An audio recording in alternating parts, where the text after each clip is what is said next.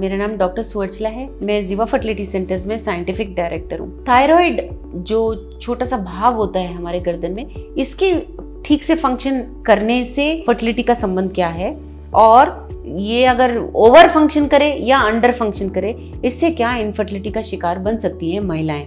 आज का टॉपिक ये है। सो थायराइड ग्लैंड एक छोटा सा बटरफ्लाई शेप का ऑर्गन है आपके गर्दन के सामने, और ये ऐसे हार्मोन्स प्रोड्यूस करता है जो आपके बॉडी के हर मेटाबॉलिज्म और इम्पोर्टेंट फंक्शंस को रेगुलेट करता है। तो इसका रहना बहुत ज़रूरी होता है और ठीक मात्रा में रहना बहुत ज़रूरी होता है। अवश्य एक रिलेशनशिप है थायराइड के हेल्थ पे और आपके फर्टिलिटी पे, क्योंकि ये ठीक से ना होगा तो ये जो कठिन प्रोसीजर है प्रेग्नेंट होने का, ये ज़रूर डिसरप्ट होगा। तो बेसिकली थायराइड डिसऑर्डर्स ऐसे डिसऑर्डर्स होते हैं जो थायराइड ग्लैंड को ठीक से काम नहीं करने देते, जिसे डिसफंक्शन कहते हैं, डिसरेगुलेशन कहते हैं। इसमें क्या होता है, या तो ओवर प्रोडक्शन हो जाता है जिसे हाइपरथायरॉयडिज्म कहते हैं, या अंडर प्रोडक्शन हो जाता है जिसे हाइपोथायरॉयडिज्म कहते हैं। किसके?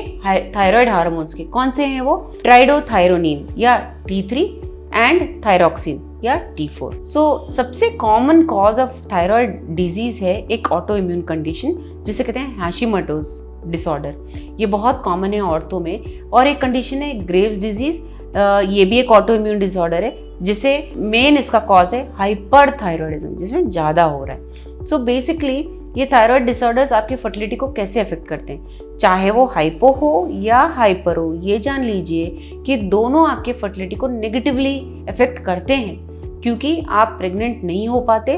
और ये जो आप अगर प्रेग्नेंट भी हो गए तो 9 मंथ्स तक, यानी कि फुल टर्म तक प्रेग्नेंट रह पाना भी थोड़ा सा मुश्किल हो जाता है।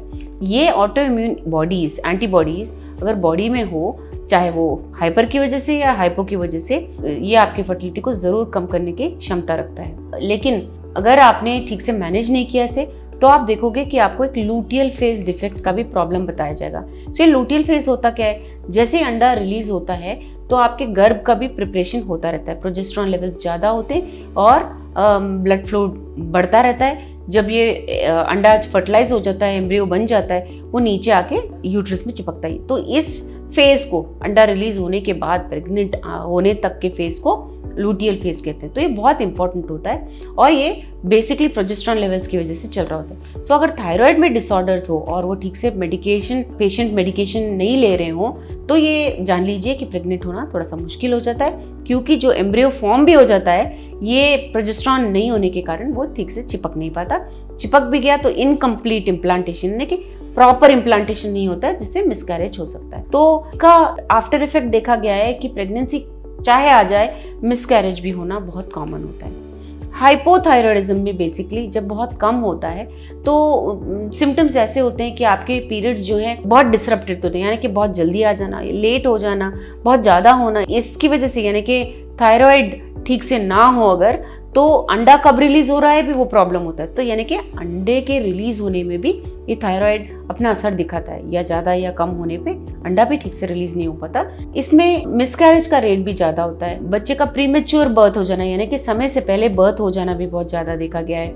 और हाइपोथायरॉयडिज्म औरतों में ज़्यादा देखा गया है, लेकिन अनफॉर्चुनेटली बहुत हाइपोथायरॉयडिज्म औरतों में बहुत कॉमनली देखा गया है। लेकिन सिंपल सी बात यह है कि एक छोटे से ब्लड टेस्ट से इसका पता लगाया जा सकता है और इसे ट्रीट किया जा सकता है। लेकिन दुर्भाग्य की बात यह है कि बहुत सारे औरतें अभी भी परीक्षा नहीं कराती हैं, अनडायग्नोस्ड रहती हैं और ठीक से उनको ट्रीटमेंट नहीं दिया जाता है, जिसकी वजह से ये हाइपोथायरॉयडिज्म अपना असर बॉडी पे दिखाती रहती है, स्पेशली जब वो बच्चे के लिए ट्राई कर रहे होते हैं। तो सिम्टम्स क्या हो सकते हैं हाइपोथायरॉयडिज्म के?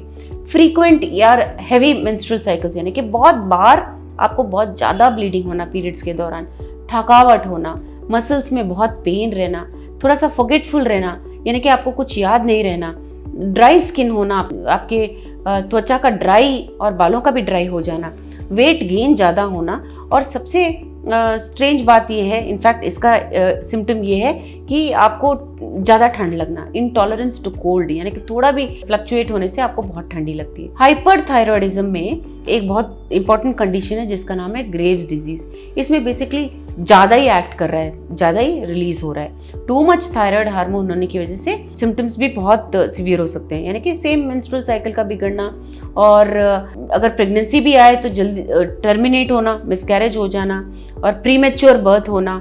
सो बेसिकली हाइपर हो या हाइपो हो, इफेक्ट जो है फर्टिलिटी में अच्छा नहीं होता। हाइपर थायराइडिज्म होने पर पेशेंट को प्रेगनेंसी के दौरान भी ट्रीटमेंट दिया जाता है, डोसेज कम कर कर दिया जाता है, लेकिन अगर डॉक्टर आपको बोले कि आपको दवाई लेनी है तो आपको प्रेगनेंसी के दौरान भी लेना चाहिए। ये याद रखिए कि थायराइड में अगर कुछ इश्यूज हो तो अवश्य डॉक्टर को कंसल्ट कीजिए। बहुत बार सिर्फ ये मेडिकेशन से ठीक हो सकता है और आप माँ बनने के अपने चांसेस बढ़ा सकते हैं। इसके बारे में अगर आपको और जानकारी चाहिए अवश्य जीवा फर्टिलिटी सेंटर आइए। Thank you. हमने इस वीडियो को बनाने में बहुत मेहनत की है, ज़रूर हमें सब्सक्राइब और लाइक कीजिए। Thank you.